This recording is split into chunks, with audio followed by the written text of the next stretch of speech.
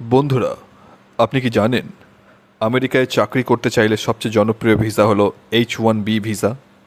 হ্যাঁ বন্ধুরা, H1B হলো একটি ওয়ার্ক ভিসা। এর মাধ্যমে ইউএস কোম্পানি বিদেশি স্কিলড প্রফেশনালদের স্পন্সর করে থাকে।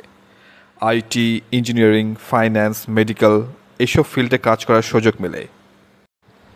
এই ভিসার মেয়াদ হলো প্রথমে 3 বছর, যা পরে সর্বোচ্চ 6 বছর অবধি এক্সটেন্ড করা যায়। প্রতি বছর প্রায় 85,000 ভিসা ইস্যু হয়। তার মধ্যে 65,000 সাধারণ আবেদনকারী এবং 20,000 মাস্টার ডিগ্রি হোল্ডার থাকে। এই ভিসা কেন এত জনপ্রিয়? তার মেইন কারণ হচ্ছে হাই স্যালারি এবং গ্রিন কার্ড পাওয়ার সুযোগ মেলে, এবং অবশ্যই আমেরিকান লাইফস্টাইল। তবে চ্যালেঞ্জও আছে।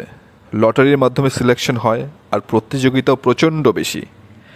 আপনিও যদি আমেরিকার কাজের স্বপ্ন দেখেন, তাহলে H1B ভিসা আপনার জন্য হতে পারে সোনার টিকিট।